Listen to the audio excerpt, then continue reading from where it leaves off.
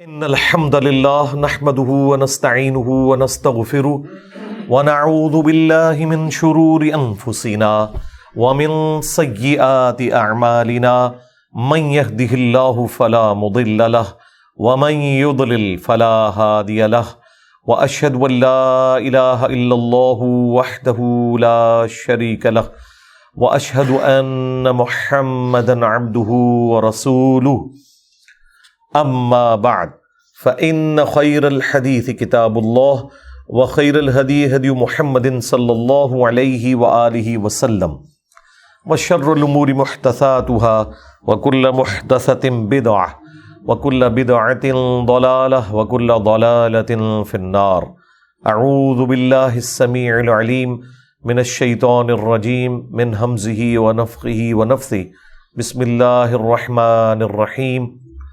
رب اشرح لي صدري ويسر لي امري واحلل عقدة من لساني يفقهوا قولي. بسم الله الرحمن الرحيم.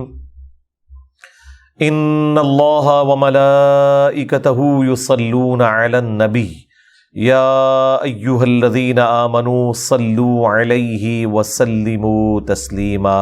اللهم صل على محمد وعلى آل محمد كما صليت على إبراهيم وعلى آل إبراهيم إنك حميد مجيد. اللهم بارك على محمد وعلى آل محمد كما باركت على إبراهيم وعلى آل إبراهيم إنك حميد مجيد. اللهم ربنا آتنا في الدنيا حسنة وفي الآخرة حسنة وقنا عذاب النار. ربنا آتنا من لدنك رحمة وهيئ لنا من امرنا رشدا. لا الہ الا انت سبحانك انی كنت من الظالمین. حسبنا اللہ ونعم الوکیل ولا حول ولا قوة الا باللہ العلی العظیم. آمین. الحمدللہ آج 2 جولائی 2023 کو سنڈے کے دن ہماری یہ قرآن کلاس نمبر 153 انشاءاللہ سورہ ہود کی آیت نمبر 25 سے آنورڈ سٹارٹ ہوگی. سورہ ہود میں اب انباء الرسل کا سلسلہ شروع ہونے لگا ہے، یعنی رسول اللہ صلی اللہ علیہ وآلہ وسلم کی بعثت سے پہلے جو انبیاء کرام اسپیشلی جو رسول تھے اور وہ عرب کی سرزمین یا اس کے قریب کے علاقوں میں جو تھے، ان کی تفصیلات قرآن حکیم میں جہاں ڈیٹیل کے ساتھ آئی ہیں ان میں سے ایک ٹاپ آف لسٹ یہ سورہ ہود ہے. اس کے علاوہ بھی سورۃ الاعراف کے اندر بھی آیا. جہاں تک سیدنا نوح علی نبینا وعلیہ الصلاۃ والسلام کا تعلق ہے، جو انسانیت میں آدم ثانی کہلاتے ہیں، یعنی دوسرے آدم، کہ ان سے پہلے انسانیت تباہ و برباد کر دی گئی.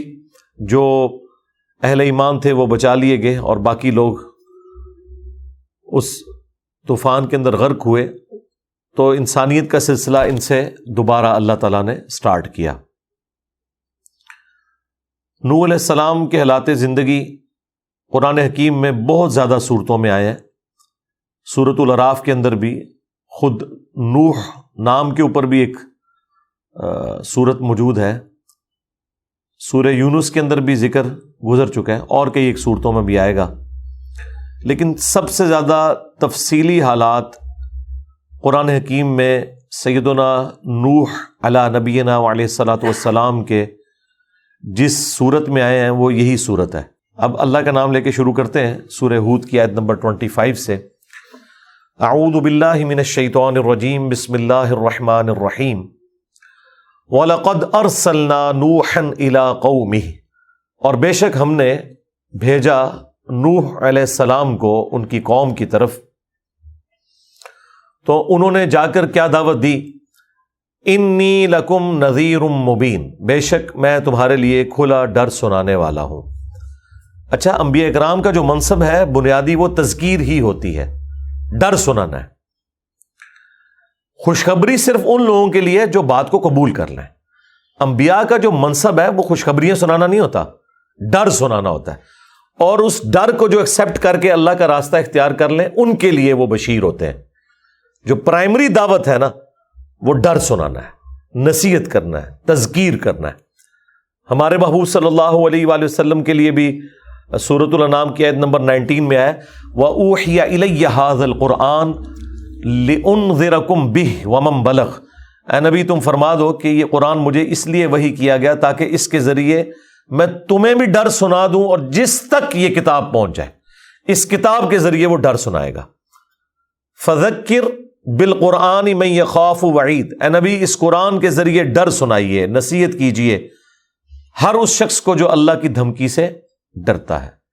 لہٰذا یہ جو بعض لوگوں کی ڈیمانڈ ہوتی ہے نا، کوئی میٹھی میٹھی باتیں کریں، کوئی جنت کی باتیں سنائیں، کوئی حوروں کی باتیں سنائیں ہمیں، یہ آپ ہر وقت ڈر کیوں سناتے ہیں؟ تو قرآن کی جو بنیادی دعوت ہے وہ ہے ہی ڈر ہے.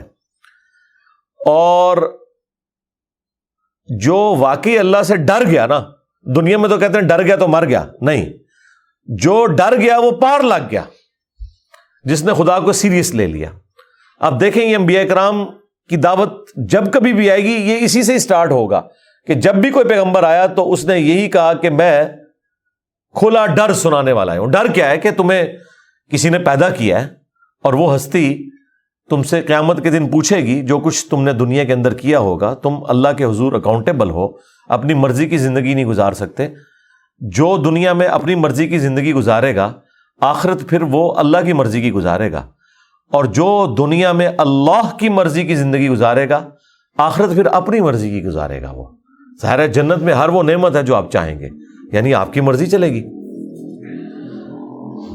اللہ تعبدوا الا اللہ، اور یہ کہ تم کسی کی عبادت نہ کرو سوائے اس اللہ کے. وہی یعنی ڈر سنانے میں اول چیز جو ہے وہ عقیدہ توحید ہے. اور توحید میں بھی صرف یہ توحید نہیں کہ اللہ کو ماننا ہے، اللہ کی بھی ماننی ہے. یہاں یہ الفاظ ہے اللہ تعبدوا الا اللہ، کہ مت پوجو کسی کو سوائے اس کے.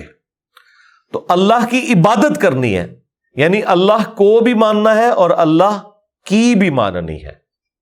وَلَقَدْ بَعَثْنَا فِي كُلِّ أُمَّةٍ رَسُولًا أَنِ اعْبُدُوا اللَّهَ وَاجْتَنِبُوا الطَّاغُوتَ. یہ سورۃ النحل کی آیت نمبر 36 ہے. بے شک ہم نے ہر امت میں کوئی نہ کوئی رسول بھیجا اس بنیادی دعوت کے ساتھ کہ عبادت اللہ کی کرنی ہے اور طاغوت کی نفی کرنی ہے. تو اللہ کی عبادت کرنی ہے، اور عبادت کی ڈیفینیشن ہے ٹوٹل اوبیڈینس. حقوق اللہ، حقوق العباد، یہ سب کے سب جو پورا دین ہے، حلال و حرام کا فرق کرنا، اللہ کی طرف سے جو احکامات ہیں ان کی پیروی کرنا، جن چیزوں سے خدا نے منع کیا ہے اس سے رک جانا، یہ ہے اللہ کی عبادت. عبادت کا مطلب صرف نماز پڑھنا نہیں ہے، نظر و نیاز کرنا نہیں ہے، بلکہ ٹوٹل اوبیڈینس، یہ ہے عبادت. تو اللہ کو بھی ماننا ہے اور اللہ کی بھی ماننی ہے. انی اخاف علیکم عذاب یوم علیم. بے شک مجھے تو خوف ہے تم پر کہ بڑے دن کا عذاب تم پر آنے والا ہے. اس عذاب سے مراد وہ عذاب بھی ہے جو رسولوں کا انکار کرنے کے سبب دنیا میں ہی اللہ تعالیٰ دیتا ہے، اور اس سے مراد وہ بڑے دن یعنی قیامت کے دن کا عذاب بھی ہو سکتا ہے. اب یہی بات رسول اللہ صلی اللہ علیہ وآلہ وسلم کی مبارک زبان سے امت کی تعلیم کے لیے کہلوائی گئی 3 دفعہ، سورہ یونس میں، سورہ الانعام میں، سورہ الزمر میں. قل انی اخاف ان عصیت ربی عذاب یوم عظیم. اے نبی تم فرماؤ کہ میں خود اس بات سے خوف کھاتا ہوں کہ اگر میں نے بھی اپنے رب کی نافرمانی کی تو بڑے دن کا عذاب مجھے آ پکڑے گا، یعنی قیامت کے دن کا. تو یہ اصل میں یہ کہا جا رہا ہے کہ اگر نبی صلی اللہ علیہ وآلہ وسلم کو سینٹرڈ کر کے امت کو یہ دعوت دی جا رہی ہے تو امت سمجھ جائے کہ بابت شاہی کوئی نہیں. جو لوگ یہ دعویٰ کرتے ہیں کہ ہم اس وقت تک جنت میں نہیں جائیں گے جب تک کہ اپنے سارے مریدوں کو لے نہ جائیں اپنے ساتھ، اب یہ نہیں پتا کہاں لے کے جائیں گے، لیکن قرآن کی تعلیمات تو بالکل اس سے مختلف ہیں. بے شک میں خوف کھاتا ہوں تم پر اس بڑے دن کے عذاب کا. فقال الملأ الذین کفروا من قومہ.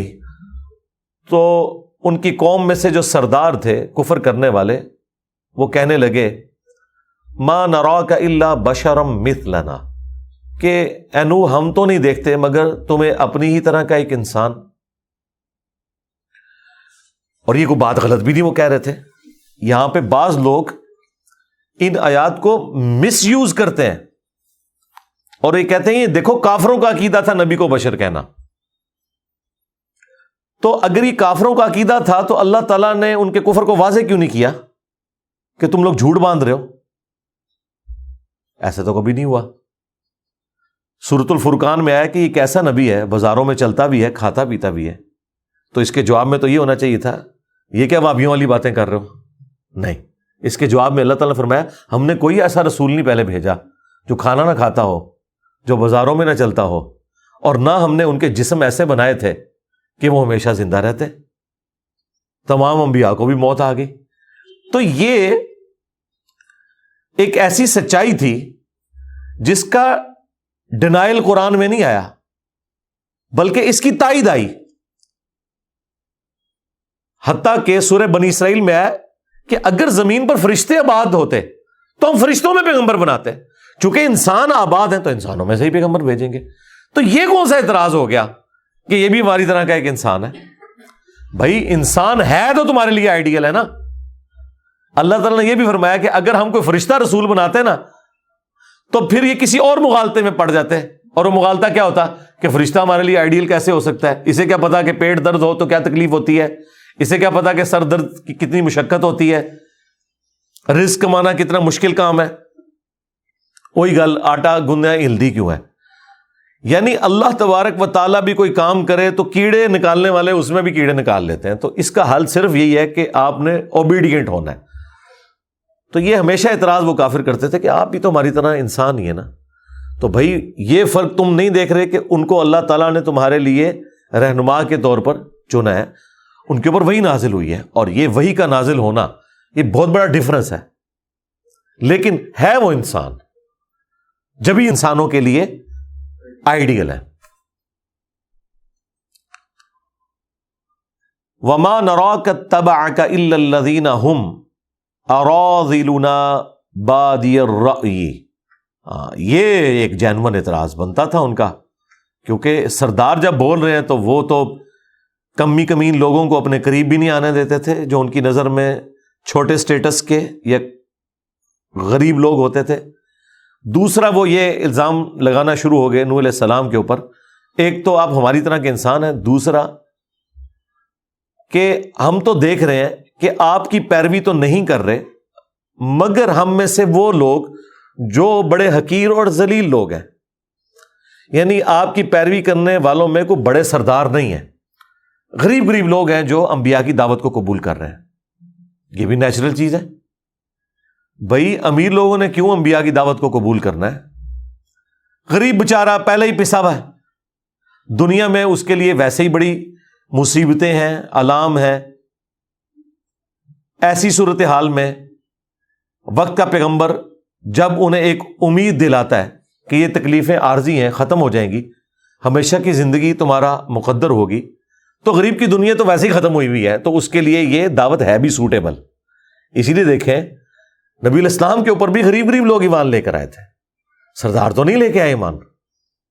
وہ تو آخر میں جب انہوں نے غلبہ دیکھا تو قبول کر لیا. اوورآل سارے غریب ہی لوگ تھے اور انہی کو تکلیفیں بھی اٹھانی پڑیں. وہ جو صحیح بخاری کے اندر کیسر روم اور ابو سفیان کا مکالمہ ہے، جبکہ ابھی حضرت ابو سفیان نے اسلام قبول نہیں کیا تھا، اس میں بھی کیسر روم ان سے پوچھتا ہے کہ بتاؤ کہ نبی کی پیروی کرنے والے امیر لوگ ہیں یا غریب لوگ؟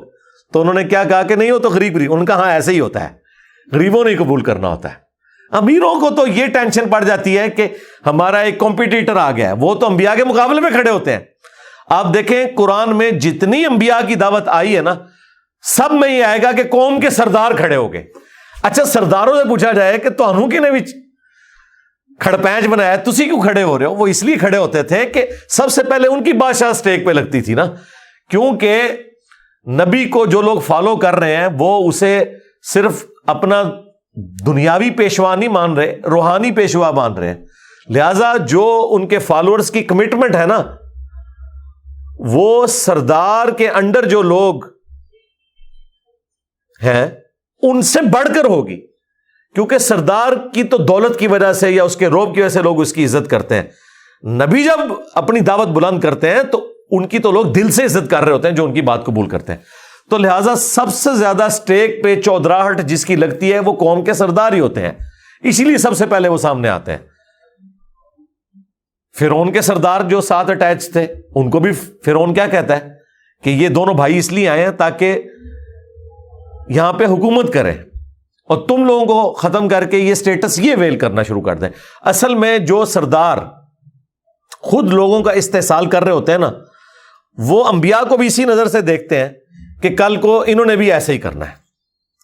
اس لیے آپ دیکھیں کہ نبی صلی اللہ علیہ وآلہ وسلم کی اعلان نبوت کے بعد کی زندگی کا اگر آپ فائنینشل سٹیٹس دیکھیں تو وہ بہت کم تھا ایز کمپیئر ٹو اعلان نبوت سے پہلے.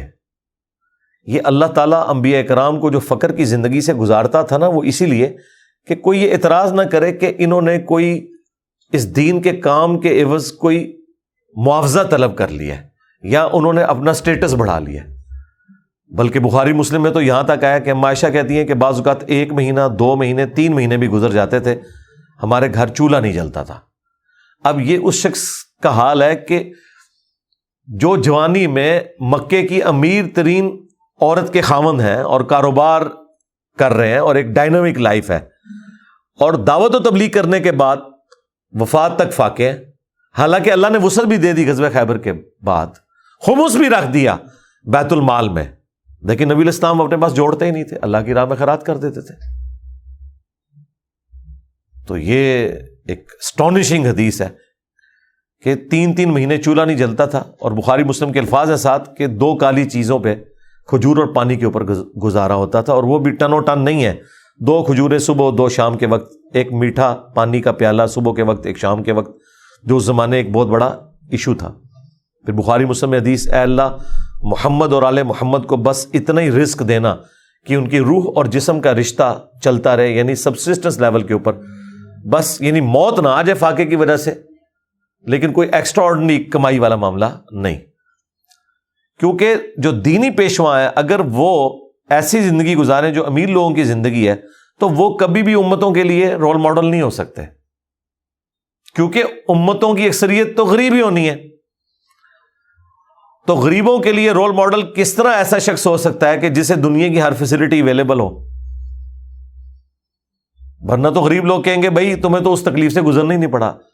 اب نبی صلی اللہ علیہ وآلہ وسلم کو اپنی آئلی زندگی میں جو تکلیفیں اٹھانی پڑیں, جو اپنے مخالفین سے تکلیف اٹھانی پڑیں, جو آپ کو فائنینشیل کرائسس رہے, ان ساری چیزوں کے ہوتے ہوئے کوئی تان نہیں کر سکتا اس حوالے سے کہ آپ ہمارے لیے رول ماڈل کس طرح ہیں. تو یہ ایک ریزن ہوتی ہے. تو ہم تو نہیں دیکھ رہے اے نو, مگر یہ کہ جتنے غریب لوگ ہیں, یہ حقیر لوگ جن کی کوئی حیثیت نہیں ہے, یہ تیری پیروی کر رہے ہیں. وَمَا نَرَى لَكُمْ عَلَيْنَا مِنْ فَضْلٍ, اور نہ ہم تمہاری ہستی کے پوائنٹ آف ویو سے اپنے اوپر کوئی فضیلت دیکھ رہے ہیں کہ کوئی تم بہت ایکسٹرا آرڈنری انسان ہو ایز کمپیئر ٹو ہمارے. یعنی بظاہر وہی سارے کا سارا معاملہ ہے, جو ایک انسان کے اندر خوبیاں ہوتی ہیں وہی تمہارے اندر ہیں, ہمارے اندر بھی موجود ہیں. اب وہی کا سلسلہ تو ظاہر ہے کہ وہ سب کے سامنے تو نہیں ہوتا نا, وہ تو پیغمبر اور اللہ کے درمیان ایک راز ہے, اس کو کوئی آؤٹ سائڈر تو آبزرو نہیں کر سکتا, تو وہ ایک انسان کی طرح ہی دیکھتے تھے. وَمَا نَرَى لَكُمْ عَلَيْنَا مِنْ فَضْلٍ بَلْ نَظُنُّكُمْ كَاذِبِينَ, بلکہ ہم تو یہ خیال کرتے ہیں کہ تم جھوٹے ہو, نعوذ باللہ. اب یہ ساری باتیں سننے کے بعد آپ جواب دیکھیں کتنا انٹلیکچوئل جواب ہے, کتنا پرفیکٹ جواب ہے جو اللہ نے اپنے پیغمبر کو سکھایا ہے. بس آپ نے یہ جواب آج بھی جو دین کا دائی اپنے اوپر لگائے گئے الزامات کے عوض یہ جواب دے سکتا ہے تو وہ سمجھ لیں نبیوں کے طریقے کے اوپر ہے. اب مجھے بتانا ہے آپ نے کون سا دائی اس میں فٹ بیٹھتا ہے.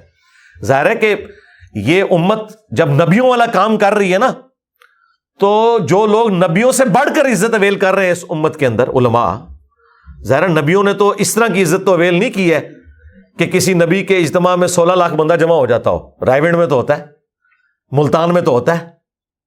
تو اس بڑے لیول کی عزت کے اتنے بڑے بڑے مجمع سامنے دیکھے ہوں, یہ تو کسی نبی نے نہیں اویل کی عزت, تو یہ تو اویل کر رہے ہیں نا, پھر اس کے بینیفیشری بھی ہوتے ہیں اس سسٹم کے.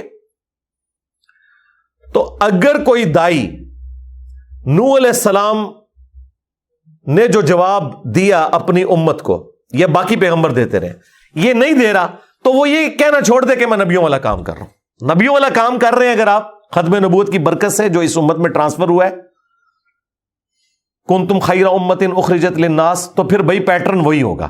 اب سنیں ذرا جواب. قال یا قوم ارأیتم ان کنت علی بینۃ من ربی. نوح علیہ السلام نے کہا کہ اے میری قوم, بھلا دیکھو تو اگر میرے پاس روشن دلیل ہو اپنے رب کی طرف سے, وآتانی رحمتا من عندی, اور اس نے مجھے اپنی طرف سے رحمت عطا فرمائی,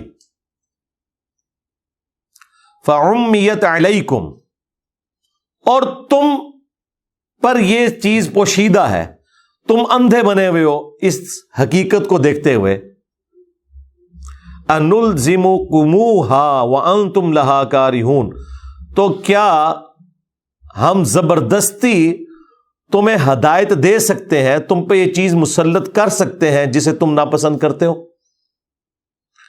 اب یہ ایک جملہ دیکھیں, اس میں نوح علیہ السلام نے کہیں یہ نہیں کہا کہ دیکھو میں نے فلاں معجزہ کر کے دکھایا ہے. معجزہ تو کوئی بھی نہیں کر کے دکھایا ہوا تھا, اگر دکھایا ہوتا تو نظر آ جاتا. وہ کیا کہہ رہے ہیں کہ میں اپنے رب کی طرف سے رحمت پہ ہوں, اللہ نے مجھے روشن دلائل دیے ہیں اس شکل میں کہ میں نے توحید کا تعارف تمہارے سامنے رکھا ہے جو اللہ تعالیٰ نے وہی نازل کی تھی, اپنے پاس سے اس نے رحمت عطا فرمائی ہے. اس کے باوجود اگر تم اندھے ہو تو ہم تمہیں زبردستی تو ہدایت نہیں دے سکتے. یہ آج تک ویلڈ ہے, آج بھی دائی کو یہ کہنا چاہیے. بلکہ نبی الاسلام کے بارے میں تو اللہ تعالیٰ نے قرآن میں فرمایا کہ اے نبی تم فرماؤ کہ اگر میں گمراہ ہوں تو میری گمراہی کا وبال مجھ پر ہی ہوگا. اندازہ کریں اس لیول کے اوپر, اس کے اوپر میں نے پورا مسئلہ 198 ریکارڈ کرا دیا تھا تفصیلی جب یہ آیات آئی تھی. اے نبی تم فرماؤ کہ بالفرض, یہ بالفرض تو ہم احتراماً لگا رہے ہوتے ہیں نا سمجھانے کے لیے, اگر میں گمراہ ہوں تو میری گمراہی کا وبال مجھ ہی پر ہوگا, اور اگر میں ہدایت پر ہوں تو بسبب اس کے جو اللہ نے قرآن مجھ پر وحی کیا ہے. یہ میں جو ہدایت پہ ہونے کا دعویٰ کر رہا ہوں قرآن کی وجہ سے کر رہا ہوں. اچھا, آج بھی ہمیں یہی کہنا چاہیے. ہم جب کبھی بھی کسی کے سامنے قرآن و سنت کی دعوت رکھیں اور وہ آگے سے کہے کہ نہیں آپ کا تو کوئی مدرسہ نہیں, آپ کی تو کوئی مسجد نہیں, آپ کے تو کوئی مرید نہیں, آپ کی تو کوئی ڈگری نہیں, تو اس کے جواب میں کیا کہا جائے گا؟ یہی کہا جائے گا کہ اگر اللہ تعالیٰ نے مجھ پہ رحمت کی ہے اور قرآن و سنت کی تعلیمات تک مجھے پہنچا دی ہے, اور وہ قرآن و سنت کی تعلیمات جنہیں تم بھی مانتے ہو صرف عقیدے کی حد تک, اس پہ عمل نہیں کرتے, عمل تو بالکل اپوزٹ کر رہے ہو, تو اب بتاؤ اگر تم پر یہ حقیقت آشکار نہیں ہو رہی کہ یہ کتاب و سنت کی دعوت حق ہے, تو تمہارا تو کچھ بھی نہیں ہم کر سکتے. ہم تو زیادہ سے زیادہ تمہیں بتا ہی سکتے ہیں نا, قرآن میں لکھا ہے ایاک نعبد و ایاک نستعین. اس کے باوجود تم نے یا عبد القادر جیلانی مدد کہنا نہیں چھوڑنا, تو ہم یہ گھول کے تو تمہیں توحید نہیں پلا سکتے نا. ہم تو تمہیں بخاری اور مسلم سے نماز کا طریقہ رفع الیدین کے ساتھ سکھا سکتے ہیں, اس کے باوجود تم نے رفع الیدین شروع نہیں کرنا, تو ہم گھول کے تو تمہیں ہدایت نہیں دے سکتے. تو یہ وہ اللہ کی رحمت ہے جو آج بھی اس امت کے اوپر ان لوگوں پہ موجود ہے جو انبیاء کے پیٹرن پر انبیاء کی دعوت ان کی امتوں تک پہنچاتے ہیں, اور ہر زمانے میں ایسے لوگ رہے. اگلا جو کلیم ہے نوح علیہ السلام کا, وہ تو آپ کو بڑی آسانی سے سمجھ آ جائے گا, میں نے تو بچے بچے تک یہ بات پہنچا دی ہے, وہ سن لیں. وَيَا قَوْمِ لَا أَسْأَلُكُمْ عَلَيْهِ مَالًا, اور اے میری قوم دیکھو میں اس تبلیغ کے بدلے میں تم سے کوئی مال طلب نہیں کرتا.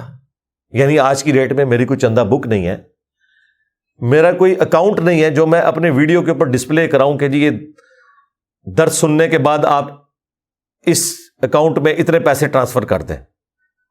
ایسا کوئی نہیں ہے. اب مجھے بتائیں یہ کون کہہ سکتا ہے, کسی ایک بندے کا نام لیں کہ یہ پلانٹ ارتھ پہ فلاں دائی ہے جو اس پہ پورا اترتا ہے, آپ بندوں کے نام لیں ان کے، میں آپ کو بتاتا ہوں اکاؤنٹ نمبر یوٹیوب کے اوپر اویلیبل ہے، اور وہ کیا شاہانہ زندگی گزار رہے ہیں. سب کچھ اسی سسٹم سے انہوں نے حاصل کیا. آج جب ان کو باتیں کرتے ہیں کہتے ہیں نہیں یہ ہماری گاڑیاں تو نہیں ہے، تو تنظیم کی ہیں. دیکھو کیسا انہوں نے، جس کو کہتے ہیں کتے کو حلال کرنے کے لیے. میں وہ کل ایک مولوی کی ویڈیو دیکھ رہا تھا، وہ بکرا ذبح کر رہا ہے اور لوگ خوش ہو رہے ہیں کہ دیکھو جی جماعت کا امیر ہے خود بکرا ذبح کر رہا ہے. میں نے کہا یہ پوری زندگی بکرا خرید نہیں سکتا جو اس کی کوالیفیکیشن ہے، تو بکرا کہاں سے آیا؟ جن گاڑیوں میں یہ گھوم رہا ہے، یہ پوری زندگی، اپنی پوری زندگی کی اپنے باپ کی تنخواہیں جمع کر کے نہیں خرید سکتا. یہ کہاں سے آیا؟ یہ اے میری قوم دیکھو، میں کو مال تو طلب نہیں کرتا اس کے بس، ان اجریہ الا علی اللہ، میرا اجر تو نہیں ہے مگر اللہ کے اوپر. اللہ تعالیٰ مجھے اجر دینے والا ہے. میں اس تبلیغ کے بدلے میں تم سے کوئی مال طلب نہیں کرتا. اس کا جو اجر ہے، اس کا بدلہ ہے، وہ اللہ تعالیٰ مجھے دینے والا ہے. یعنی اس سے مراد ہے جنت میں ہی ملنا ہے. ظاہر انبیاء کرام دنیا میں تو ایک فقر کی زندگی گزار کے جاتے ہیں. اور اب دوسری بات جو انہوں نے اعتراض کیا تھا اس کا جواب دیا جا رہا ہے. وما انا بطارد الذین آمنوا، اور میں اہل ایمان جو ہے میرے ساتھ اٹیچ غریب لوگ، میں ان لوگوں کو اپنے آپ سے دور تو نہیں کر سکتا. صرف تمہیں خوش کرنے کے لیے میں انہیں اپنے آپ سے دور کر دوں، یہ ہو نہیں سکتا. اندازہ کریں اہل ایمان اللہ کے نزدیک کتنے اہم ہے کہ اللہ تعالیٰ کا پیغمبر بھی یہ کہہ رہا ہے کہ اے سردارو، تمہیں خوش کرنے کی خاطر میں اپنے ساتھ جو اٹیچ لوگ ہیں انہیں دور نہیں کر سکتا غریبوں کو. یہ نبی اسلام سے بھی وہ ڈیمانڈ کرتے تھے نا کہ آپ کے پاس غریب لوگ بیٹھے ہوئے ہیں، ہم کدھر آگے ہمیں لادہ سے ٹائم دیں. ایسا تو نہیں ہو سکتا. اور ایک دفعہ نبی الاسلام سے ہو گیا، جب ایک نابینا صحابی آ گئے، آپ نے زبان سے کچھ نہیں کہا لیکن صرف چہرے مبارک کے اوپر ناگواری کے آثار ہیں، عبس وتولی. تو اللہ تعالیٰ نے قرآن میں نقل کر دیا. اور اللہ تو کس لیول کے اوپر اتر کے سمجھا رہا ہے. اللہ تعالیٰ فرما رہا ہے کہ جو لوگ آئے ہیں ادھر ٹائم پاس کرنے کے لیے انہیں تو تم تبلیغ کر رہے ہو، اور جو شوق سے آیا ہے اس سے روگردانی کر رہے ہو. دفع کرو ان کو، جائیں جہنم میں. چسکے لینے کے لیے آئے ہیں پھر اٹھ کے چلے جائیں گے. جو اپنے شوق سے سیکھنے آیا نا اس سے تم نے روگردانی نہیں کرنی. سیدھی سی بات ہے. اور یہی طریقہ ہونا چاہیے انبیاء والا. لیکن کیا یہ علماء کے اندر ہے؟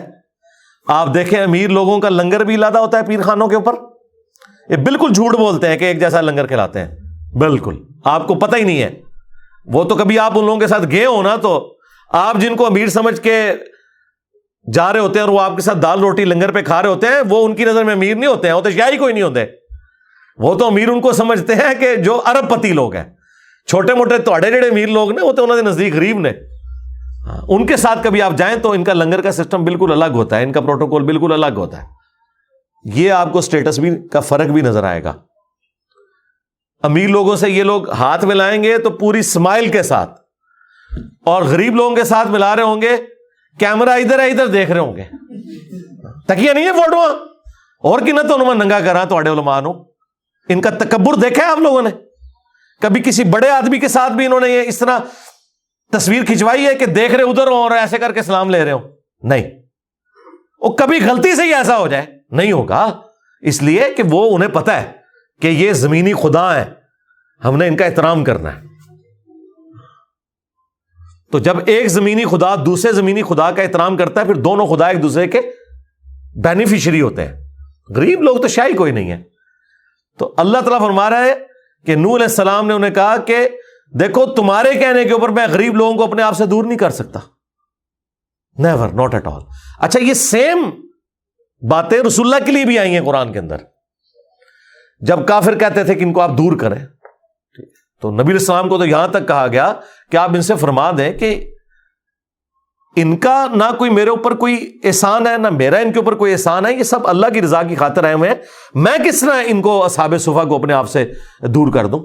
اور اگر میں ایسا کرتا ہوں اس میں بھی آئے گا میں تو ظالموں میں شمار ہو جاؤں گا.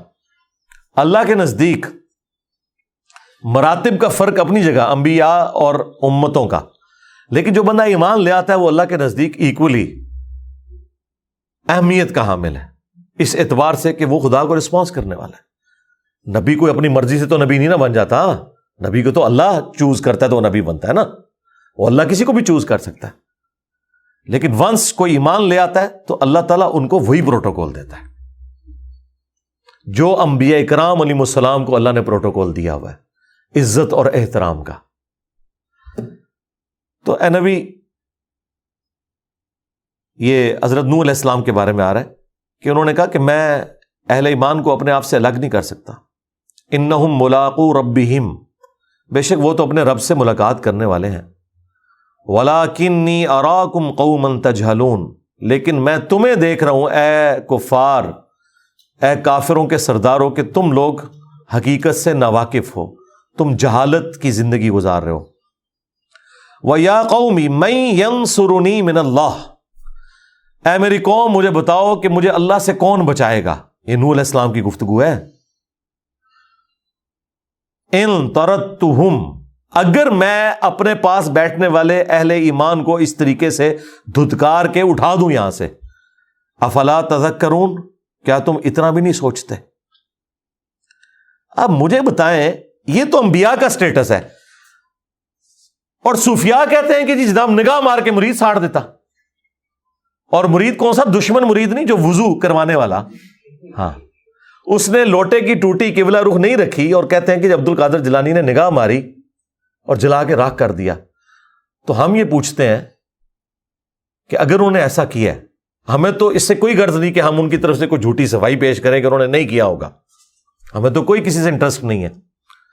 اگر انہوں نے ایسا کیا ہے تو 302 کا مقدمہ ہوتا ہے ان کے اوپر, یہ فضیلت ہے. اور اگر نہیں کیا تو اللہ کے حضور بری ہیں, نہ میری تعریف سے انہیں کوئی اجر ملنے والا ہے, نہ میری برائی کرنے سے ان کا مرتبہ کم ہونے والا ہے. لیکن مجھے یہ بتائیں, جو مرید آپ کو وضو کروا رہا ہے اور اس نے ٹوٹی قبلہ رخ نہیں رکھی, تو یہ کیا کوئی شرعی گناہ ہے جو اس نے کیا ہے؟ اور پھر کہتے ہیں کہ بعد میں انہوں نے لوٹے کی طرف دیکھا تو اس کی ٹوٹی بھی سیدھی کر دی. پہلے ہی لوٹے وال ویکھ لیندے, غصے ہی تھوڑا ٹھنڈا ہو جاتا, بندہ مار دیا. اور یہاں انبیاء یہ کہہ رہے ہیں کہ مجھے اللہ سے کوئی بچا نہیں سکتا اگر میں اپنے ساتھ بیٹھنے والے کسی ایمان والے غریب آدمی کو اپنے سے دور کروں. تو مجھے بتائیں, ان کے جو عبد القادر جیلانی ان آیات کی روشنی پہ انبیاء کے راستے کے اوپر ہیں یا شیطان کے راستے کے اوپر ہیں؟ یہ خود فیصلہ کر لیں. تو پھر ہم کیوں نہ کہیں کہ مرنے سے پہلے اے مسلمان کر لے اس پہ غور, کتابوں کا خدا اور ہے, بابوں کا خدا اور. اب یہ جو قرآن کی تشریح میں کر رہا ہوں نا, یہ نہ ڈاکٹر سرار کر سکتے ہیں, نہ ڈاکٹر فرحت ہاشمی کر سکتی ہیں, نہ مولانا وجودی کر سکتے ہیں. اس کے لیے جرت کی بھی ضرورت ہے, اور آپ کو جو پبلک کے اندر ایشوز ہیں ان کا پتہ ہونا ضروری ہے. جسے پتہ ہی نہیں کہ گمراہی کا لیول کیا ہے اس امت کے اندر, وہ یہ سمجھ رہا ہے کہ میں اس آیت سے ایسے ہی گزر جاؤں کہ اے میری قوم مجھے اللہ سے کون بچائے گا اگر میں اہل ایمان کو یہاں سے اٹھا دوں. جب تک میں آپ کو یہ لوٹے کی ٹوٹی سیدھی نہیں کروں گا آپ کی, تو آپ کو کیسے پتا چلے گا کہ یہ بابے کس دین کے اوپر ہیں اور انبیاء کس دین کے اوپر ہوتے ہیں؟ لو جی, اگلی گل تو ویسے ہی نہیں تو انوزم ہونی. ولا اقول لکم عندی خزائن اللہ, اور نہ میرا یہ دعویٰ ہے کہ میں اللہ کے خزانوں کا مالک ہوں, میں کسی کو کچھ دے سکتا ہوں. لو جی, اوپر دیکھا تو سونا, نیچے دیکھا تو سونا, مسلح چکیا تو سونا ہے جی. وہ کشف المجوع میں لکھا ہوا ہے کہ علی اجویری صاحب کہتے ہیں کہ جی میرے پیر بھائی تھے, وہ بتا رہے تھے کہ جی وہ درخت کے اوپر چڑھے تو ہمارے پیر صاحب نیچے, تو وہ کہتے ہیں وہ ان کو حجامت کے لیے پیسے چاہیے تھے, تو بس اللہ کی طرف انہوں نے بس آسمان کی طرف رخ کر کے دعا کی ہے. تو وہ کہتے ہیں جس درخت کے اوپر میں چڑھا ہوا تھا وہ درخت, اس کے ساری ٹہنیاں, اس کے سارے پتے, جڑیں بھی سونے کی ہو گئی. ہاں نا, ہاں, یہ مصباحی صاحب سنا رہے ہیں اور یہ کشف المجوع میں لکھا ہوا ہے, سونا ہی سونا. اور یہاں پہ اللہ تعالیٰ کیا فرما رہا ہے کہ اے نوح تم کہہ دو کہ میں کہیں یہ دعویٰ نہیں کرتا کہ میرے پاس کوئی اللہ کے خزانے ہیں, ولا اعلم الغیب, اور نہ یہ کہ میں غیب جان لیتا ہوں, ولا اقول انی ملک, اور نہ میں یہ دعویٰ کرتا ہوں کہ میں کوئی فرشتہ ہوں. ٹھیک ہے, کیونکہ وہ سمجھتے تھے کہ نبی اس صورت میں ہم سے افضل ہوگا جب وہ کوئی نورانی مخلوق بن کے آئے. یہ کیا ہوا؟ یہ بھی انسان. اب دیکھیں وہ جو آیا تھا نا کہ ما نراک الا بشرا مثلنا، اے نوح ہم تجھے تو اپنی طرح کا ایک انسان سمجھتے ہیں. تو اس کے جواب میں یہ نہیں آیا کہ تانوں کے پتہ میری شانہ. جواب یہ ہے کہ میرا کب دعویٰ ہے کہ میرے پاس خزانے ہیں، یا میں غیب جان لیتا ہوں، یا میں انسان نہیں ہوں، میں فرشتہ ہوں. نہیں. ولا اقول للذین تزدری اعینکم. اب پھر وہی بات رپیٹ ہو رہی ہے اہل ایمان جو ساتھ اٹیچ ہے. اور نہ ہی میں یہ کہتا ہوں کہ جن لوگوں کو تمہاری نگاہیں حقیر جانتی ہیں، لن یؤتیہم اللہ خیرا، اللہ تعالیٰ انہیں کوئی خیر نہیں دے گا. یعنی تم تو یہ سمجھتے ہو نا کہ دنیا میں اگر اللہ نے انہیں غریب رکھا ہے تو آخرت میں بھی بیچارے غریب ہی ہوں گے. اچھا یہ بھی عقیدہ ایگزسٹ کرتا تھا سورۃ الکہف کے اندر. اور جو دو بندوں کی بحث آئی ہے، ایک اللہ کے ماننے والے کی اور ایک دنیا دار کی، تو اینڈ پہ جب وہ دلائل میں فیل ہو جاتا ہے نا تو وہ دنیا دار کہتا ہے کہ اللہ نے تنو اتنے بھی غریب رکھا ہے، منو اللہ نے اتنے بھی دینا ہے، کچھ میرے اندر ویکیا ہے نا، اگر آخرت ہوئی تو مجھے وہاں بھی سب کچھ مل جائے گا. یہ بھی ایک سٹیٹس ہوتا تھا لوگوں کے دماغ کے اندر. نہ میں یہ کہتا ہوں کہ جو تمہاری نظروں میں نچلے درجے کے لوگ ہیں اللہ تعالیٰ انہیں کو خیر نہیں دے گا. اللہ اعلم بما فی انفسہم، اللہ خوب جانتا ہے جو ان کے جی میں ہے. انی اذا لمن الظالمین، اور اگر میں ایسا کروں کہ ایسے لوگوں کو اپنے آپ سے دور کر دوں. یا اب یہ ایک ہی آیت ہے، یہ جتنے دعوے کیے ہیں نا، اگر میں یہ سارے کلیم کرتا ہوں تو میں ظالموں میں شمار ہوں گا. اگر میں کہوں کہ میں خزانوں کا مالک ہوں، میں غیب خود سے جان لیتا ہوں، میں فرشتہ ہوں، اور میں ان غریب لوگوں کو اپنے آپ سے اٹھا دوں یہ کہہ کے کہ تسی دنیا چ بھی ذلیل ہوئے ہو آخرت چ بھی ذلیل ہوو گے، تو میں ظالموں میں شمار ہو جاؤں گا. ایسا کچھ بھی نہیں ہے. یہ سیم آیات اس سے زیادہ سخت انداز میں سورۃ الاعراف کی آیت نمبر 188 نبی الاسلام کے بارے میں آئی ہے. اے نبی تم فرما دو کہ نہ تو میں اپنی جان کے لیے کسی نفع اور نقصان کا مالک ہوں، باقی کس کا، مگر یہ کہ جو اللہ میرے لیے چاہے، اور نہ یہ کہ میں خود غیب جان لیتا ہوں، اور اگر میں خود سے غیب جان لیتا تو خیر کثیر جمع کر لیتا، مجھے کبھی کوئی تکلیف نہ پہنچتی. میں تو نہیں ہوں مگر ڈر سنانے والا. اب ان ساری باتوں کا جواب لاجیکلی جب دیا نوح علیہ السلام نے تو آگے سے جواب ذرا ان کا سنیں. قالوا یا نوح، وہ کہنے شروع ہو گئے اے نوح، قد جادلتنا فاکثرت جدالنا، بہت جھگڑا ہم نے آپس میں کر لیا، بہت بحثیں کر لی کثرت کے ساتھ، چھوڑ ان ساری باتوں کو. فَأْتِنَا بِمَا تَعِدُنَا إِن كُنْتَ مِنَ الصَّادِقِينَ، لا وہ عذاب اگر تو سچا ہے جو تو ہمیں دھمکیاں دے رہے ہیں کہ اگر مجھ پر ایمان نہیں لاؤ گے تو بڑے دن کا عذاب تمہیں آپ پکڑے گا، تو لے کے عذاب. گالی ختم، ایتھے کھلوتے ہیں اسی. اب اس کے جواب میں تو ہونا چاہیے تھا کہ اے دیکھ میں ہوں نگاہ مارنا وا، کوئی نہیں. جواب بالکل ڈفرنٹ آ رہا ہے. یعنی یہ ایک رکوع بتانے کے لیے کافی ہے کہ اس امت کی اکثریت کس عقیدے کو مانی ہوئی ہے جس کا قرآن و سنت سے کوئی تعلق نہیں. جواب سنیں جی. قال انما یاتیکم بہ اللہ ان شاء، وہ کہنا شروع ہو گئے حضرت نوح علیہ السلام کہ دیکھو جو تم مجھ سے مانگ رہے ہو نا کہ عذاب لے آ، وہ تو اللہ ہی لائے گا جب وہ چاہے گا.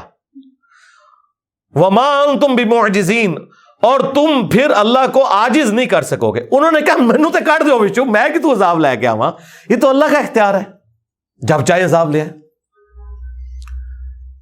سورہ آل عمران میں بھی آیا، نبی علیہ السلام کی مبارک زبان سے نکل گیا جب آپ کے دانت شہید ہوئے کہ اللہ ایسی قوم کو کیسے ہدایت دے گا جنہوں نے اپنے نبی کا چہرہ خون سے رنگ دیا. یہ بخاری مسلم میں الفاظ موجود ہیں. تو قرآن میں آیا لیس لک من الامر شیء، اے نبی آپ کو کسی چیز کا کوئی اختیار نہیں، اللہ چاہے تو ان کی توبہ قبول کر لے. اور پھر ہوا بھی ایسا ہی، وہی خالد ابن ولید مسلمان ہو گئے، اور جس زبان سے بدوا نکلی تھی اسی زبان سے کہلوایا گیا کہ یہ اب سیف اللہ ہے. اب مجھے بتائیں، اللہ تعالیٰ نے تو اپنے نبی کی اس بات کی لاج بھی نہیں رکھی کہ چلو میرے نبی نے ایک بار بدوا دیتی ہے تو میں مور لا ہی دیواں. اللہ کے اپنے فیصلے ہیں. یہاں کے اندر یہ بدوایا ہوا جی، اے بزرگاں دی مار پی گئی ہے، تو ہن منوں دسو انہاں سارے بزرگاں نوں اور انہاں دے منن والے نوں کدی مار پئی ہے؟ جو کچھ ہو رہا ہے کہہ رہے ہیں جی پتہ نہیں کیا ہو گیا ہے ہمارے ساتھ. ٹھیک ہے, اور میری کوئی مار نہیں چاہیے, نہ میں کسی کو مار دے سکنا. اللہ تعالیٰ مار دلواتا ہے. وہ چاہے تو ایک ایسا شخص جس کی زبان میں لکنت تھی, اس کے ذریعے 300 سال کی فرعون کی حکومت ختم کروا دی اور اس کے گھر میں اسے پالا. یہ اللہ کی جو ہے قدرت ہے, اس کے فیصلے ہیں, جب چاہے جو مرضی کر دے.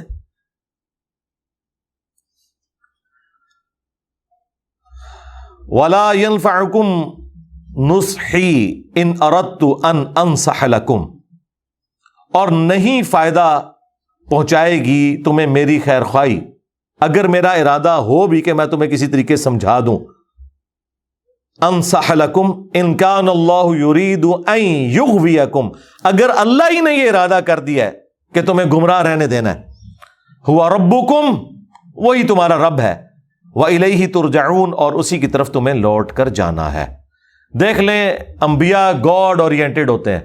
یہ ساری باتیں کر کے کہا کہ بھئی میں تو سمجھا رہا ہوں, اگر اللہ نے تمہاری قسمت میں یہ گمراہی لکھی ہوئی ہے نا, اب یہ نہیں نبی علیہ السلام کہہ رہے کہ تمہیں میری مار وگ گئی ہے کہ تسی میری توہین کی تھی. نہیں, ان کا بھائی اللہ کے فیصلے ہیں, چاہے گا تو ہدایت دے دے گا. میں نے تو کوشش کر لی. جو آج بھی ہم کہتے ہیں یار ہمارا کام تو صرف قرآن سے بخاری مسلم سے حوالہ دینا ہے, ماننا ہے مانو, نہیں ماننا جاؤ جہنم میں. ٹھیک ہے, اور لوگوں کو برا لگتا ہے. اب یہاں پہ بھی دیکھیں وہ سیدھا سیدھا کہہ رہے ہیں کہ اگر اللہ تعالیٰ نے تمہارے لیے یہ طے کر دیا ہے کہ تم نے گمراہ ہی مرنا ہے تو مر جاؤ گمراہ, میرا کیا لے رہے ہو, خود جہنم میں جاؤ گے, تم نے اللہ کے پاس ہی جانا ہے. ام یقولون افترا, اب روئے سخن ایک آیت کے اندر دوبارہ سے مشرکین عرب کی طرف آیا کہ یہ کافر کہتے ہیں کہ نبی نے قرآن خود گھڑ لیے. قل ان افتریتہ فعلی اجرامی, اے نبی فرماؤ کہ اگر یہ قرآن میں نے خود گھڑا ہے نا تو اس جرم کا وبال بھی مجھ پہ ہی ہوگا. وَأَنَا بَرِيءٌ مِّمَّا تُجْرِمُونَ, اور میں بریء الذمہ ہوں ان گناہوں سے جو تم کر رہے ہو. دیکھیں اللہ کا تو سٹائل ہی بات کرنے کا اور ہے. ویسے یہ انتہائی گستاخانہ آیات ہیں قرآن میں اس طرح کی جتنی ہے نا, جو ادھر صوفیت کی ڈاکٹرن ہے.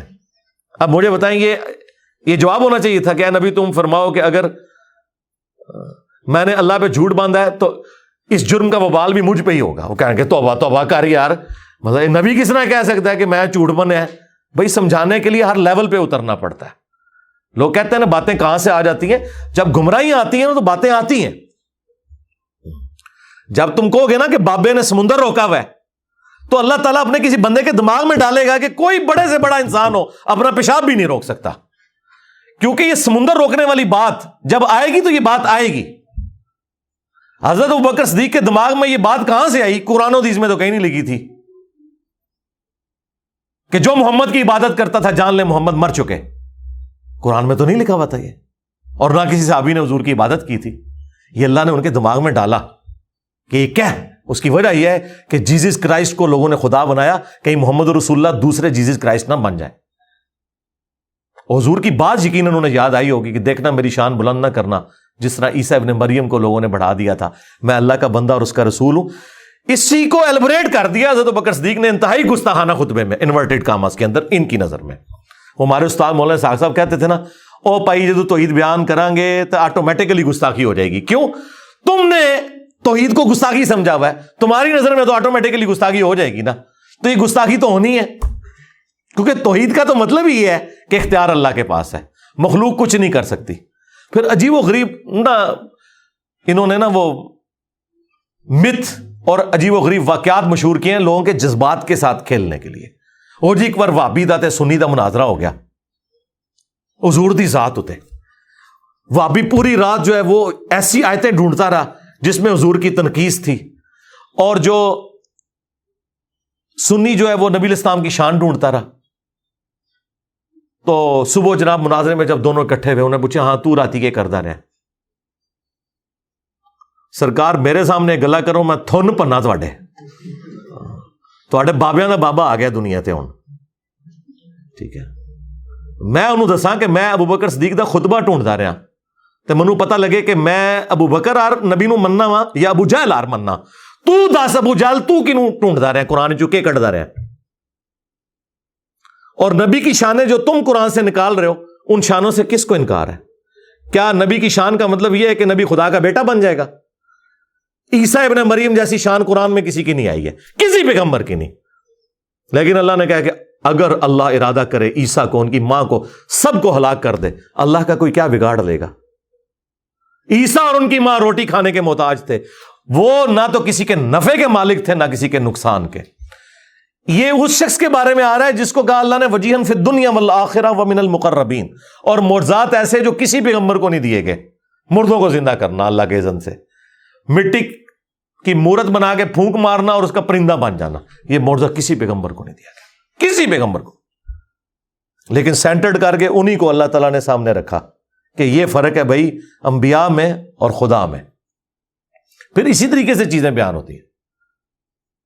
وہ جی پھر مناظرے سے پہلے جب پوچھا تو وابی نے کہا ہاں جی میں تو یہی آیتاں لفظا رہا، تو انہوں نے کہا بس دیکھ لے کون نبی دی شان ڈھونڈتا ہے تو کون تنقیص ڈھونڈتا ہے۔ اگر کسی کا یہ عقیدہ ہے کہ توحید بیان کرنے سے نبی کی تنقیص ہوتی ہے تو یہ بلیم وہ کسے دے رہا ہے؟ اللہ کو۔ انہوں نے انبیاء کو منی گاڈ مانا ہوا ہے اور اولیاء کو منی رسول مانا ہوا ہے۔ یہ میرا ایک جملہ ہزاروں کتابوں پہ بھاری ہے، یعنی آپ ہزاروں گمراہیاں ایک کتاب میں جمع کریں نا اور آپ اس کی وجہ پوچھیں نا تو یہ ہے کہ یہ نبیوں کو منی گاڈ مانتے ہیں اور اولیاء کو منی رسول مانتے ہیں، بس یہ وہ فرق ماننے کے لیے تیار ہی نہیں ہے، چونکہ قرآن تو پڑھا ہی نہیں ہے۔ اب ان ساری باتوں کے ہوتے ہوئے مجھے تو صبح شام ان کے اوپر قنوت نازلہ پڑھنی چاہیے، لیکن میں سمپل کہتا ہوں کہ مرنے سے پہلے اے مسلمان کر لے اس پہ غور، کتابوں کا خدا اور ہے، بابوں کا خدا اور۔ کتابوں کے خدا اور بابوں کے خدا میں یہ فرق ہے کہ جو بابوں کا خدا ہے نا بس وہ خدا بڑا بھائی اور نبی چھوٹا بھائی، بس اتنا فرق ہے۔ لیکن کتابوں کا خدا یہ کہتا ہے کہ خدا خدا ہے، مخلوق مخلوق ہے۔ لیکن یہ باتیں اب کون کرے؟ یہ جب باتیں آپ نہیں کریں گے دماغ کوئی نہیں کھلیں گے۔ توحید تو اتنے عرصے سے بیان ہو رہی تھی، لیکن توحید کا مطلب توہین رسالت لیا جاتا تھا۔ ہم نے توحید بیان کی ہے نا، آئے نا کوئی سامنے، میرے پاس تو سیدھا بھائی چھوڑ دو تم شان رسالت کی بات، چشتی رسول اللہ، اشلی تھانوی رسول اللہ پارٹی کیسے کر سکتی ہے؟ کبھی نہیں کر سکتی۔ تمہارے بزرگوں نے اپنے ناموں کے کلمے پڑھائے، تمہیں کوئی حق ہی نہیں پہنچتا، تم تو نبی کا دفاع کر ہی نہیں سکتے۔ نبی کا دفاع کا حق تمہارے پاس سے نہیں ہے، اس کے کاپی رائٹس اب انجینئر صاحب کے پاس ہیں۔ ہاں یہ رائٹس ہم آپ کو نہیں دیں گے۔ توحید بھی یہاں سے بیان کریں گے اور رسالت بھی، صحیح جو رسالت کا کانسیپٹ ہے وہ یہیں سے بیان ہوگا۔ تو اے نبی تم فرماؤ اگر میں نے اللہ کے اوپر جھوٹ باندھا ہے، قرآن یعنی میں نے خود گھڑ لیا، تو اس جرم کا وبال بھی مجھ پہ ہوگا، اور میں بری ہوں اس جرم سے جو تم کر رہے ہو۔ اور یہ دوسری بات درست ہے اس حوالے سے کہ میں نے تو کوئی قرآن نہیں گھڑا، لیکن چونکہ تم نے قرآن کا انکار کیا لہذا تم اس جرم کے اندر شریک ہو کہ تم نے وقت کے پیغمبر کا انکار کیا ہے۔ دیکھیں جی قرآن حکیم اپنے عقائد اور نظریات کے اندر بالکل ایک ننگی تلوار ہے، زیرو ٹالرنس ہے۔ اگر کسی شخص کو انبیاء کا سٹیٹس نہیں پتا، انبیاء کرام کی ذمہ داری، ان کے مراتب نہیں پتا، اور وہ اپنے زوم میں انبیاء کرام کے ساتھ چیزیں منسوب کیے ہوئے ہیں، تو عقیدت اور جذبات کی بنیاد کے اوپر ایسے عقائد منسوب کرنا، سب سے پہلے انبیاء کرام اس سے اعلان برات کرتے گے۔ نبی علیہ السلام تو دنیا میں بتا کے چلے گئے کہ میری شان کو اس طرح بلند نہ کرنا جس طرح لوگوں نے جیزس کرائسٹ کی شان کو بلند کیا تھا۔ میں اللہ کا بندہ اور اس کا رسول ہوں، مجھے اللہ کا بندہ اور اس کا رسول کہنا۔ اب یہ کہنے کی ضرورت کیوں پڑی ہے؟ اسی لیے پڑی ہے کہ آپ کو پتا تھا کہ انبیاء کرام کی ہستیاں اللہ تعالیٰ کی سلیکٹڈ ہستیاں ہوتی ہیں جن کو اللہ تعالیٰ معجزات عطا فرماتا ہے، شان عطا فرماتا ہے، اور اسی وجہ سے لوگ ڈیویٹ ہو کے ان کے اندر خدا کو اس حوالے سے ڈھونڈنا شروع کر دیتے ہیں کہ شاید یہ خدا کی شکل میں دنیا میں اتر آئے ہیں۔ اور آج دیکھ لیں تقریباً 75 کروڑ کے قریب ہیں پروٹیسٹنٹ جو حضرت عیسیٰ کو اللہ مانتے ہیں۔ 75 کروڑ، جی اتنے بریلوی دیوبندی نہیں ہے دنیا میں جتنے پروٹیسٹنٹ ہیں۔ اور اللہ کیا کہہ رہے ہیں؟ لقد کفر الذین قالوا ان اللہ هو المسیح ابن مریم، بے شک وہ لوگ کفر کر رہے ہیں جو یہ کہہ رہے ہیں کہ اللہ ہی عیسیٰ ابن مریم ہے۔ قل فمن یملک من اللہ شیئا، اے نبی ان سے فرماؤ کہ اللہ کا کوئی کیا بگاڑ لے گا؟ ان اراد ان یہلک المسیح، کہ اگر اللہ تعالی ہلاک کر دے مسیح کو اور ان کی ماں کو اور جتنے زمین میں ہیں، سارے بزرگ بابے جتنے زمین میں ہیں سب، اگر ان کو اللہ ہلاک کر دے، وصال شریف نہیں، ہلاک، یہ غصے کا اظہار ہے تاکہ فرق پتہ چلے. یعنی اگر آپ یہ دیکھیں، یہ ووکیبلری کا جو استعمال ہے یہ اسی لیے تاکہ آپ کے دماغ کھولے جائیں. اور یہ اللہ کہہ سکتا ہے، بندے نہیں کہہ سکتے. سرکار اللہ نے کسے کہا ہے؟ فرشتوں کو کہا یا ہمیں کہا ہے؟ ہمیں کیوں کہا ہے؟ کہ ہم نے اسی طریقے سے آگے بات کرنی ہے. نبی کو کہا گیا قل فمن یملک من اللہ شیئا، اے نبی ان سے کہیں جب کوئی بھی عیسیٰ ابن مریم کے بارے میں یہ بات کرے تو ان سے کہو کہ اللہ کا کوئی کیا بگاڑ لے گا. تو یہ پوری امت کے لیے. اور حضرت ابوبکر صدیق نے تو ہمارا مسئلہ ہی آسان کر دیا. 8 جگہ حدیث آئی ہے بخاری میں اور 4 جگہ تفصیلی. من کان یعبد محمدا فإن محمدا قد مات، دیکھو جو بھی تم میں محمد کی عبادت کرتا تھا جان لے کہ وہ مر چکے. اللہ اکبر. وصال شریف نہیں، شہید شریف نہیں، وفات شریف نہیں، فإن محمدا قد مات. ومن یعبد اللہ، اور جو کوئی اللہ کی عبادت کرتا تھا وہ جان لے فإن اللہ حی لا یموت، کہ بے شک اللہ تعالی زندہ ہے، اسے کبھی موت نہیں آئے گی. تو یہ بات یاد رکھیں، یہ بڑا سینسٹیو ایشو ہے. اور یہ انبیاء کرام کی جو دعوت سینٹرڈ اراؤنڈ توحید ہوتی ہے وہ اسی وجہ سے ہے کہ انہیں پتہ ہے کہ اللہ کا کیا سٹیٹس ہے اور بندوں کا کیا سٹیٹس ہے. اگر خدا کا تعارف کسی کو ہے نا، وہ جرت نہیں کر سکتا. مجھے بتائیں، ایک عام انسان جس میں تھوڑا سا ایمان ہے، کیا وہ اپنی عبادت کروا سکتا ہے؟ کیا وہ اپنے سامنے کسی کو جھکا سکتا ہے؟ کیا وہ یہ دعویٰ کر سکتا ہے کہ سارے بزرگوں کی گردنوں پہ میرا پاؤں ہے؟ ہاں. تو یہ قصیدہ غوثیہ میں پڑھتے ہیں، گولڈا شریف ہر جمعے کو پڑھا جاتا ہے، لوگ کھڑے ہو کے شوق سے پڑھتے ہیں، سبحان اللہ بھی کہتے ہیں سننے والے. اور دوسری طرف یہ کہتے ہیں کہ جی اللہ کا جتنا کوئی بڑا بندہ ہوتا ہے اس میں اتنی عاجزی پائی جاتی ہے. میں نے تو پلانٹ ارتھ پہ اتنا تکبر نہیں دیکھا کہ کوئی شخص یہ کلیم کرے کہ تمام اولیاء کی گردن پہ میرا پاؤں ہے. کتنا بڑا جملہ ہے. یہ تو حضرت ابوبکر، عمر، عثمان و علی نے کبھی صحابہ کے بارے میں نہیں بولا. تو یہ کہتے ہیں کہ عبد القادر جیلانی نے فرمایا. ہم کہتے ہیں اگر انہوں نے کہا ہے تو وہ قرآن و سنت کے تو بالکل خلاف ہے، اور اگر انہوں نے نہیں کہا تو بری ہیں. نہ ہم ان کی طرف سے جھوٹا دفاع کرتے ہیں کہ انہوں نے نہیں کہا ہوگا. پہلے ہم کسی زمانے میں کرتے تھے، اب مجھے کسی سے کوئی ہمدردی نہیں. سیدھی سی بات ہے. اللہ سے ڈر لگتا ہے کہیں ان میں سے کسی نے کام ڈالا ہو تو اللہ تعالیٰ منو کہ تو ادھر بن گیا سائے تنو کیڑی چیز مجبور کرتی سی. دیکھیں ہمیں جو چیز مجبور کرتی ہے نا دفاع کرنے پہ، وہ ان ہستیوں کا دفاع ہے جن کے پیچھے قرآن و سنت کھڑے میں، یعنی صحابہ اہل بیت، انبیاء کرام. ان کے بعد ہمیں نہیں پتا کہ کس نے کام ڈالا ہے اور کس نے واقعی دین کی خدمت کی ہے. ٹھیک ہے. کیونکہ کئی لوگ جن کو ہم اچھا سمجھتے تھے، ہمیں اتھینٹک نالج سے پتا چلا کہ انہوں نے بھی کام ڈالا ہے. یعنی یہ جو پچھلے 100 سال کے اندر ہے، ان کی تو قلم کی سیاہی بھی نہیں ابھی خشک ہوئی بھی ہے. تو بات یہ کہ اللہ سے ڈر جائیں، قرآن و سنت پہ آ جائیں. وہ غامدی صاحب سے کسی نے پوچھا نا کہ جی وہ قرآن میں تو لکھا ہے تو وہ فلاں بزرگ یہ کہہ گئے. انہوں نے کہا جی اللہ تعالیٰ مجھ سے یہ نہیں پوچھے گا کہ فلاں بزرگ یہ کہہ کے گئے تھے تو نے کیوں نہیں مانا. اللہ مجھ سے یہ پوچھے گا کہ قرآن میں یہ لکھا ہوا تھا، جو قرآن تیرے پاس آیا تھا تو نے اس کو مانا تھا کہ نہیں. اب مجھے بتائیں، میرے پاس قرآن آیا تو میں یہ کہوں گا کہ فلاں نے یہ کہا ہوا ہے؟ میں تو اس کا پابند ہوں جب اللہ میرے پاس آیا ہوا ہے. قرآن آنے کا مطلب ہے اللہ آ گیا. سنت آنے کا مطلب یہ ہے کہ نبی علیہ السلام خود آئے ہیں میرے پاس. ان کے ہوتے ہوئے میں نے کسی بزرگ کے قول کے ساتھ مجھے کوئی ہمدردی ہے یا میں نے مطلب ان کی بزرگی بچانے کی خاطر ان کے باطل عقائد و نظریات کا کوئی دفاع کرنا ہے؟ نہیں. یہ ابھی آدھا رکوع ہوا ہے، لیکن یہ رکوع اس حوالے سے کریٹیکل تھا کہ اس میں وہ عقائد کلیئر ہو گئے ہیں. اگلے رکوع کے اندر پھر جو ان پہ عذاب آنا ہے نا اللہ کا، اور وہ جو تفصیل کے وہ انہوں نے کشتی بنائی، اور پھر وہ تو ایک عام انٹرسٹ کی چیز لوگ سنتے رہتے ہیں. اس کے اوپر ہالی ووڈ نے فلم بھی بنائی ہے نوح کے نام کے، تو وہ ہے. لیکن اصل چیز میں نے اس رکوع کے اوپر اتنا ٹائم اس لیے لگایا کہ تاکہ آپ کو پتا چلے کہ انبیاء کرام کے بارے میں عقیدہ کیا ہونا چاہیے. سورۃ الانبیاء پڑھیں، بندہ حیران ہو جاتا ہے. وہ سورت کا نام ہے انبیاء. عام بندوں سے پوچھیں جنہوں نے نہیں پڑھی، وہ کہیں گے جو نبیوں دی شانہ بیان ہوئی نے.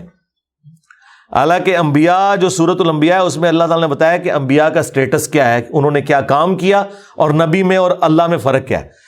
پورے قرآن میں جو انبیاء کرام کے حوالے سے چیزیں ڈسکس ہوئی ہیں وہ یہی ہوئی ہیں کہ یہ اللہ کے اتنے برگزیدہ بندے تھے کہ یہ اللہ کی طرف اورینٹڈ ہوتے تھے، ہر معاملہ اللہ کے سپرد کرتے تھے، اللہ سے مانگتے تھے، اسی سے دعائیں کرتے تھے، اسی سے اپنے عقیدے وابستہ رکھتے تھے. یا یہ بیان ہوا ہے کہ جو انبیاء کے بارے میں ایسا عقیدہ رکھتے ہو، ایسا عقیدہ ان کے بارے میں نہیں رکھ سکتے. انبیاء کرام جو ہیں وہ اللہ تبارک و تعالیٰ کی توحید کے معاملے میں کوئی کمپیریزن ہی نہیں ہے، وہ مخلوق ہیں، وہ خالق ہے. یہ دو چیزیں بیان ہوئی ہیں. اس لیے میں نے پچھلے دنوں ایک تفصیلی ویڈیو ریکارڈ کروا دی ہے، شیطانی توحید، شیطانی بابوں کا فتنہ. یہ شیطانی توحید ہے جس میں آپ انبیاء کرام کو، اولیاء کو اللہ کے مقابلے پر لے آتے ہیں. اور رحمانی توحید یہ ہے کہ انبیاء اور اولیاء بھی اللہ سے مانگتے تھے، تم نے بھی اللہ ہی سے مانگنا ہے. ہاں، انبیاء اور اولیاء ان کی جو شانیں ہیں وہ اسی وجہ سے ہیں کہ وہ گاڈ اورینٹڈ تھے، نہ کہ اس وجہ سے کہ انہوں نے خود کوئی ایسا کیا ہے. نہیں، وہ گاڈ اورینٹڈ تھے، اللہ نے انہیں انعام دیا. اور انبیاء تو ویسے ہی مخلص بندے ہیں، نبی تو کوئی بندہ محنت سے بھی نہیں مان سکتا. وہ اللہ تعالیٰ نے جسے عطا فرما دیا وہ اللہ تعالیٰ کے مخلص بندے ہیں، ان کے برابر تو کوئی بھی نہیں پہنچ سکتا. لیکن یہ ساری تعریفیں کرنے کے بعد ان ہستیوں کو اونچا نہیں کرنا ہوتا، خدا اورینٹڈ ہونا ہے. ہم عام مسلمان ہیں نا. اب مجھے بتائیں، اللہ کے فضل سے میں نے جو سٹیٹس اویل کیا ہے اس دعوت کے عوض، ختم نبوت کی برکت سے، اس طرح کا سٹیٹس انسانی ہسٹری میں بڑے کم لوگوں نے اویل کیا ہوگا.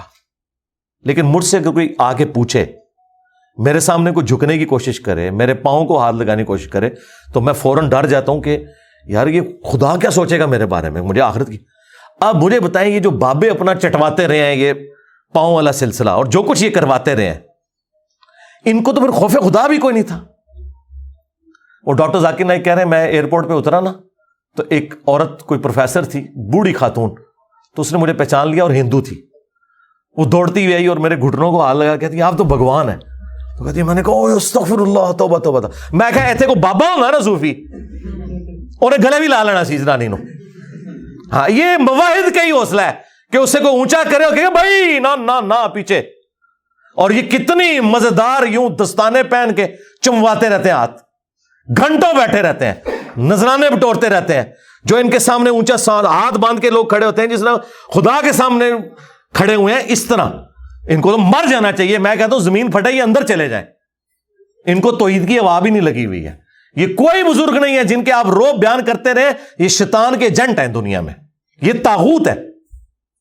خدا کے نمائندے دنیا میں وہ ہیں کہ ذرا سی کوئی ایسی بات ہونے لگے وہ پیچھے ہٹ جاتے ہیں. اوہ توبہ توبہ. ایک صحابی مسند احمد میں حدیث ہے، حضور کو کہہ رہے ہیں یا رسول اللہ ما شاء اللہ و شئت، جو اللہ چاہے اور جو آپ چاہیں. یار صحابی نے تو کبھی شرک کا سوچا بھی نہیں. حضور کیا کہہ رہے ہیں؟ اجعلتنی للہ ندا، تو نے مجھے اللہ کے مقابلے پہ کھڑا کر دیا. بل قل ما شاء اللہ وحدہ، بلکہ کہے جو اکیلا چاہے. اس کے اوپر نبی علیہ السلام کو جواب بڑے اچھے طریقے سے دیا جا سکتا تھا آج کا اگر کوئی بریلوی ہوتا کہ یا رسول اللہ آپ اللہ کے بندے ہیں، وہ اللہ. میرا کہنے کا مطلب یہی تھا کہ جو اللہ چاہے اس کے بعد جو آپ چاہیں، کوئی دوسری بات ہی نہیں بھائی. حضور کو پتا تھا، کیونکہ نبی علیہ السلام کو اللہ کا خوف تھا. جسے اللہ کا خوف ہوتا ہے نا، جو گاڈ اورینٹڈ ہوتا ہے، اس سے پتہ ہے یہ معاملہ کتنا سینسٹیو ہے. اللہ تعالیٰ کس قسم کی توحید چاہتا ہے اپنے بندوں سے. جن لوگوں کو توحید کا تعارف نہیں ہے نا، وہ آپ کو یہ سارے کرتب کرتے ہوئے نظر آئیں گے اور اتنے بڑے بڑے دعوے کرتے ہوئے نظر آئیں گے. دعویٰ جس نے کر دیا نا کہ میں کر لواں گا، ٹھیک ہے، ہاں یہ آپ دعویٰ کر سکتے ہیں کہ انشاءاللہ میری اتنی پریکٹس ہے کہ میں سینچری مار لوں گا، یہ آپ کر سکتے ہیں. خدا سے متعلق کوئی دعویٰ کہ آخرت کسی کی آپ سنوار سکتے ہیں، یہ دعویٰ کرنا شرک ہے. ہاں دنیا میں آپ دعویٰ کر سکتے ہیں، کوئی بھی بندہ کہہ سکتا ہے کہ میں نے اتنی محنت کی ہے کہ میں پرائم منسٹر بن جاؤں گا، تیرا حق ہے، تو کہہ. لیکن تو خدا سے متعلق چیز کوئی بیان کرتا ہے کہ میں مریض جنت میں لے جاؤں گا، توبہ توبہ توبہ، ڈر جا. تجھے تو اپنی آخرت نہیں پتا تیرے ساتھ کیا ہونے والا ہے.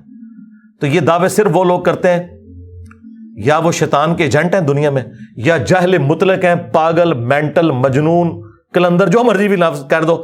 ورنہ جس میں تھوڑی سی عقل ہے وہ اللہ سے ڈرتا ہے، وہ کبھی سوچ بھی نہیں سکتا. سبحانک اللہم و بحمدک، اشہد ان لا الہ الا انت، استغفرک و اتوب الیک، وما علینا الا البلاغ المبین. جزاکم اللہ خیرا.